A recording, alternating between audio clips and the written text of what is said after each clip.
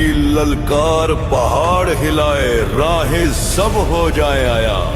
वो सिपाही जिसके होने से लिखती मिट्टी शुजाअत की दास्तां।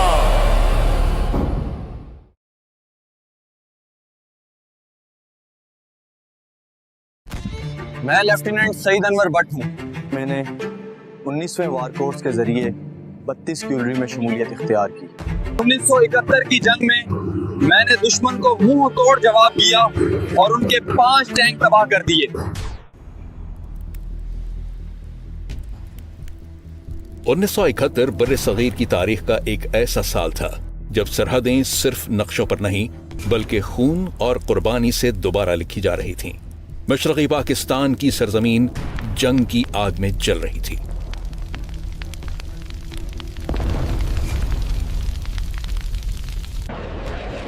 फिजाओं में जंगी तैयारों की गरज सुनाई देती थी।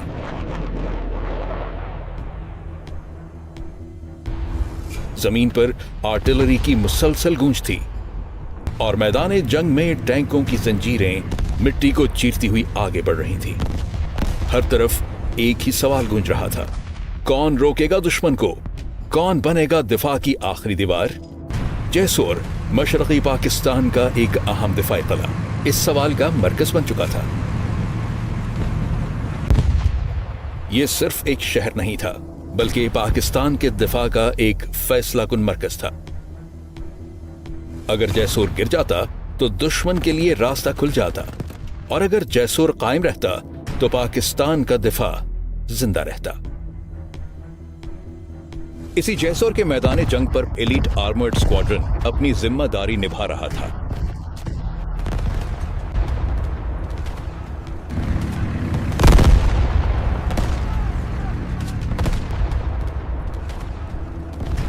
इसी रेजिमेंट में 19वीं वॉर कोर्स का एक नौजवान अफसर मौजूद था, सेकंड लेफ्टिनेंट अनवर सईद भट्ट।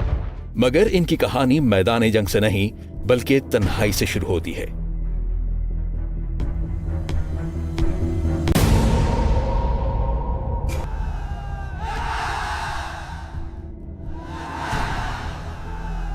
उन्नीस सौ सैंतालीस में जब पाकिस्तान बना, इसी साल एक बच्चे ने अपने वालिदैन खो दिए। अनवर सईद भट्ट बचपन में ही यतीम हो गए। इन्हें इनकी खाला ने पाला, मगर इनके दिल में एक अजीम जज्बा मौजूद था, पाकिस्तान की खिदमत का जज्बा। 6 सितंबर 1969 को उन्होंने पाकिस्तान मिलिट्री एकेडमी से कमीशन हासिल किया और पाकिस्तान आर्मी की रेजिमेंट 32 कैवलरी ज्वाइन की।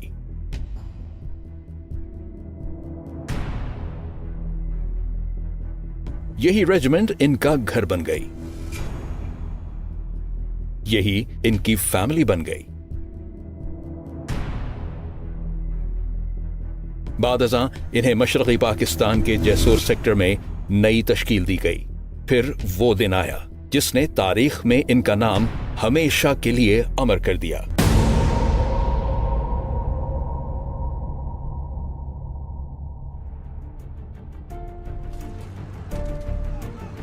उनतीस नवंबर 1971 को जैसोर का मैदान जंग अपनी शिद्दत की इंतहाओं को छू रहा था।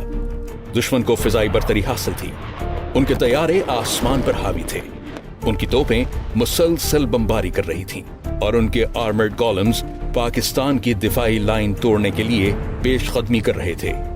लेफ्टिनेंट अनवर सईद भट्ट अपनी टैंक ट्रूप की क़यादत कर रहे थे। दुश्मन की शदीद फायरिंग के नतीजे में उनके 3 में से 2 टैंक तबाह हो गए। अब सिर्फ एक टैंक बाकी रह गया था।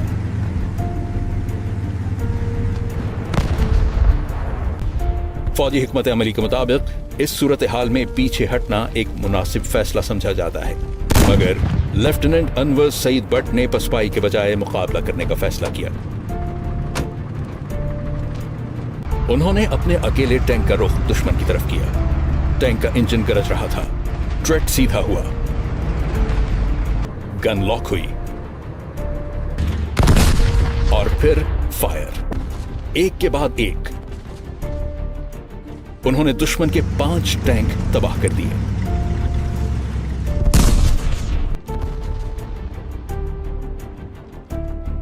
दुश्मन की सफें टूट गईं, उनकी पेशकदमी रुक गई और उनका हौसला पस्त हो गया। मगर इसी दौरान उनका टैंक भी दुश्मन के वार सहते सहते आग की लपेट में आ गया। टैंक को आग लगने पर लेफ्टिनेंट सईद ने अपने अमले को फौरन बाहर निकलने का हुक्म दिया।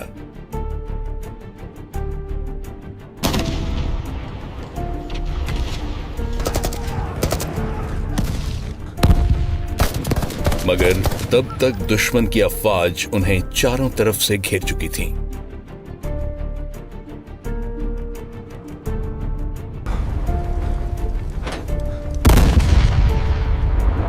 लेफ्टिनेंट सईद ने अपना सर्विस रिवॉल्वर निकाला और दुश्मन पार्टी के एक मेजर को हलाक कर दिया। इस झड़प में उनके कई साथी शहीद हो गए, मगर लेफ्टिनेंट सईद ने हिम्मत न हारी। वो अपने रिवॉल्वर के साथ आखिरी दम तक लड़ते रहे और दुश्मन का डटकर मुकाबला करते हुए जामे शहादत नोश कर गए।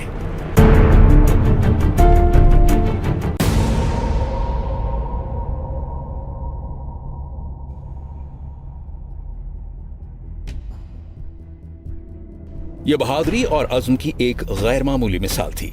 उनकी इस अजीम जुर्रत के एतराफ में उन्हें पाकिस्तान का तीसरा बड़ा फौजी एजाज सितारा जुर्रत अता किया गया। उनकी शहादत से पहले जिस खाला ने परवरिश की थी इंतकाल फरमा गई थी।